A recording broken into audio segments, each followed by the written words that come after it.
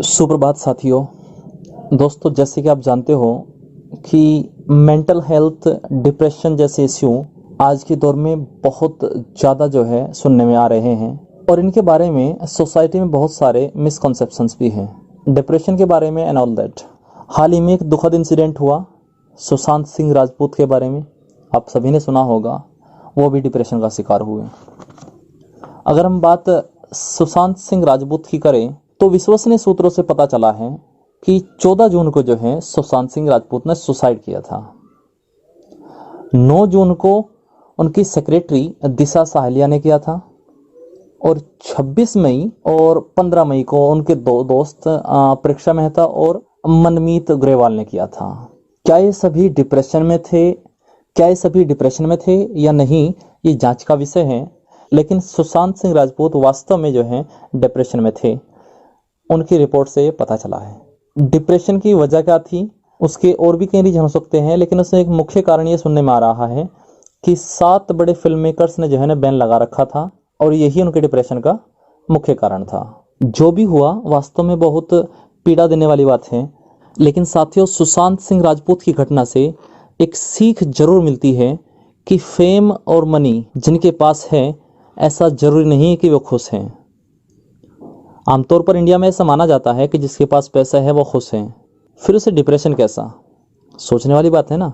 तो ध्यान रखिएगा दोस्तों, डिप्रेशन जो है किसी को भी हो सकता है। आज इसके बारे में हम डिटेल से सारी बातें जानेंगे। उससे पहले थोड़ी सी जानकारी मैं आपको दे दूं कि लगभग 35 करोड़ पूरी दुनिया में जो है, विश्वसनीय सूत्रों की रिपोर्ट के मुताबिक ये बात सिद्ध हुई है कि 35 करोड़ पूरी दुनिया में फिलहाल जो है डिप्रेशन का शिकार हैं। और ऐसा माना जा रहा है कि 2030 आते आते डिप्रेशन मनुष्य पर इतना हावी हो जाएगा कि मनुष्य की असमर्थता का दूसरा सबसे बड़ा कारण होगा। आजकल जो लोग इंटरनेट, फेसबुक, व्हाट्सएप, इंस्टा, इन सोशल साइट्स पर जो है आवश्यकता से अधिक समय व्यतीत करते हैं, अक्सर करके वे लोग मानसिक परेशानी में रहते हैं। बताता चलूं कि पुरुषों की अपेक्षा महिलाओं में ज़्यादा पाया जाता है। डिप्रेशन मीन्स तनाव जो है वो महिलाओं में ज़्यादा पाया जाता है और इसकी एज लिमिट भी डॉक्टर्स ने बताई है कि 18 से 33 वर्ष के बीच जो है ये ज़्यादा पाया जाता है। डिप्रेशन जो है स्ट्रेस की वजह से भी हो सकता है और भी कई रीजन है इसके, चले जानते हैं। दोस्तों, हमारी लाइफ में कई ऐसी घटनाएं होती है जिनका हमारी मेंटल हेल्थ पर गहरा असर होता है। कुछ बातें होती हैं जो अंदर ही अंदर खाई जाती है। डिप्रेशन के लक्षणों से पता चलता है कि किसी भी इंसान की रोजमर्रा की गतिविधियों पर उसका गहरा असर पड़ता है। यह एक मानसिक बीमारी है जिसमें व्यक्ति बहुत ज़्यादा नेगेटिव हो जाता है, खुद को हारा हुआ समझता है, खुद की वैल्यूज़ को महसूस नहीं होती, ऐसा लगता है कि तू तो बेकार है, खाने का उसका मन नहीं होता और हद से ज़्यादा सो रहा होता है या बाहर निकलना ही नहीं चाहता या खुद के काम में जरा सा मन उसका नहीं लगता, लगातार रोने वाली फीलिंग उसको आ रही होती है। अगर ये चीज़ें 2-4 दिन के लिए हैं देन इट्स ओके, नॉर्मल है, हो जाता है। लेकिन अगर यही चीज़ें आपके साथ 2-4 हफ्तों तक लगातार चल रही है, तब आप समझ लीजिए कि साइन है डिप्रेशन के।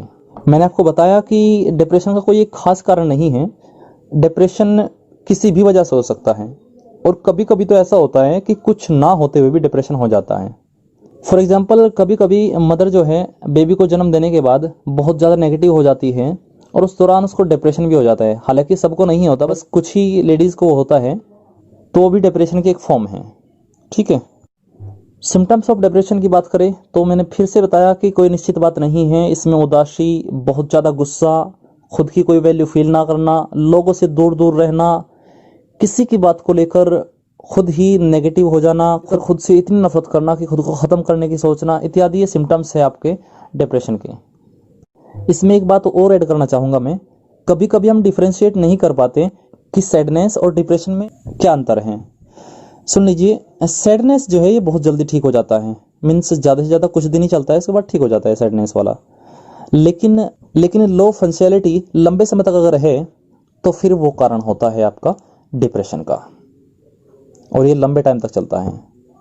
डिप्रेशन की क्लासिफाइड की बात करें तो इसको 3 कैटेगरीज में हम करते हैं, लो, मॉडरेट एंड सेवर।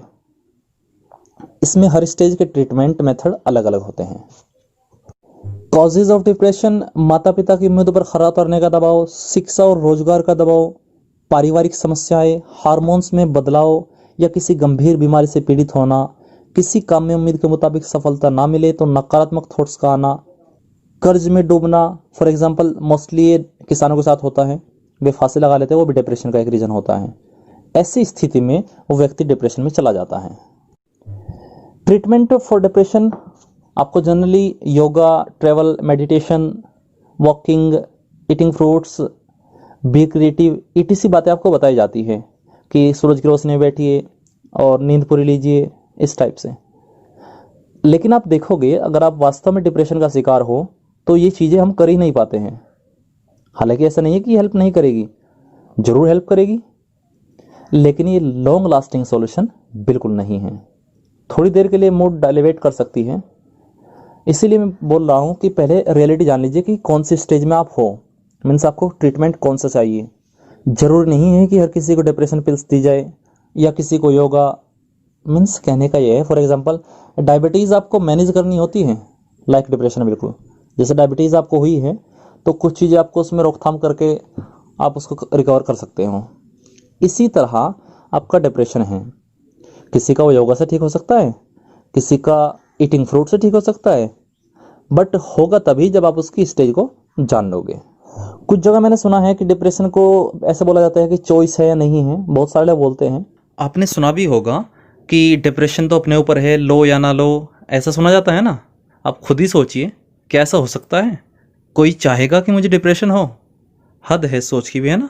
एक बात मैं इसमें बताऊंगा आपको, ऐसा बोलने वाला लोग अक्सर, ध्यान रखिएगा, वे डिफ्रेंशिएट ही नहीं कर पाते कि सैडनेस क्या है और डिप्रेशन क्या है। वे इसके बारे में जानकारी रखते ही नहीं हैं। किसी को शौक नहीं होता डिप्रेस होने का। कौन चाहेगा कि उसे फील हो कि आप खुद की कोई वैल्यू ही नहीं है, एटसेट्रा, जो मैंने आपको बताया। बल्कि हम इतने मिसगाइड है इस मामले में कि हम नॉर्मल लैंग्वेज में भी इसको यूज करते हैं कि यार मैं तो आज डिप्रेस्ड हूँ, इस टाइप से हम बोल देते हैं, जबकि वो डिप्रेशन नहीं होता।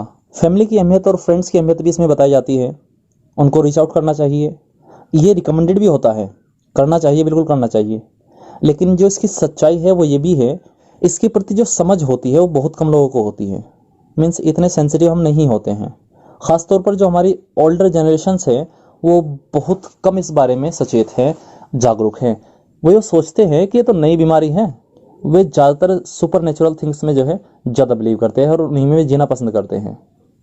सिंपली समझिए, इन्वायरमेंट फैक्टर्स जो है इसमें एक बड़ा रोल निभाता है, क्योंकि जब आपको नेगेटिव एनवायरनमेंट मिलेगा तो जनरली आप पे उसका इफेक्ट जरूर पड़ेगा, और अगर वो आपको मिलेगा ही नहीं, पॉजिटिव सार को होगा, देन ओके, सब अच्छा होगा। इसके अलावा कई सारे रीजन होते हैं जो मैंने आपको ऊपर बता दिए हैं। अब बात आती है व्हाट टू डू। अगर हम स्पेसिफिक डिप्रेशन की बात करें, यदि आप डिमोटिवेट हो, पहले हंसते खेलते थे बट अब जो है चुप चुप से रहते हो, किसी भी चीज़ में, किसी भी काम में कंट्रीब्यूट नहीं करना चाहते, खुद की कोई वैल्यू फील नहीं होती, हम इस तरह की चीज़ें कई हफ्तों तक अगर फील करते हैं तो डेफिनेटली आप डिप्रेशन में हो। इस बात का जिक्र पहले भी हो चुका है। इसमें बड़ा रोल इस चीज़ का भी होता है कि कल क्या होगा और कल क्या हुआ था, इस बारे में आवश्यकता से ज़्यादा ना सोचें, क्योंकि इससे सिर्फ परेशानी बढ़ेगी, घटेगी नहीं। अपना आज बेहतर बनाने की कोशिश करें, समय समय पर संगीत सुनते रहे, ये आपके तनाव को जो है कम करने का काम करेगा, और ये बहुत अच्छा तरीका भी है। नशीली चीज़ों का सहारा बिल्कुल ना लें। कई बार ऐसा होता है कि अपने डिप्रेशन को दूर करने के लिए हम ड्रिंकिंग वगैरह या फिर कोई नशीली चीज़ों का हम सेवन करना शुरू कर देते हैं, उनसे बचें। अंत में बस यही कहना चाहूँगा कि कभी कभी इंसान अपनी समस्याओं को छुपाते हैं और उन्हें लगता है कि दूसरों को बताएंगे तो क्या सोचेगा कोई, या फिर हमारी मजाक ना बन जाए, और ये रवैया उस इंसान की परेशानी को और ज़्यादा बढ़ा देता है। इसलिए यदि आप डिप्रेशन में हो, तनाव महसूस कर रहे हो, तो please I request you all, किसी अपने से उस बात को साझा कर ले, अपनी परेशानी शेयर कर ले। अथवा ऐसा भी नहीं आप कर सकते तो एटलीस्ट किसी जो है साइकाइट्रिस्ट से जरूर मिल ले और उससे सलाह मशवरा जरूर कर ले। और आप लोगों से हाथ जोड़कर मेरा निवेदन है कि अगर आप ऐसा भी नहीं कर सकते और अगर किसी के मन में ऐसे ख्याल आ रहे हैं, कुछ नेगेटिव थॉट्स आ रही है और कुछ गलत स्टेप वो उठाने वाला है, तो प्लीज़ कम से कम अपना छोटा भाई, अपना दोस्त, अपनी फैमिली मेम्बर मुझे मानते हुए मुझे कॉल कर ले। आपकी ज़िंदगी बहुत कीमती है और ये दोबारा लौट कर नहीं आएगी। अपना ख्याल रखिए और अपनों का ख्याल रखिए। सिर्फ खुद की ना सोचते हुए अपने माँ बाप, अपने यार दोस्त, अपने फैमिली के बारे में सोचिए, उनके लिए जिए। उम्मीद करता हूँ कि वीडियो आपको काम आएगी और बहुत इन्फॉर्मेटिव भी लगी होगी। अपना ख्याल रखिए और मुस्कुराते रहिए। Take care and keep smiling. See you soon with a new video.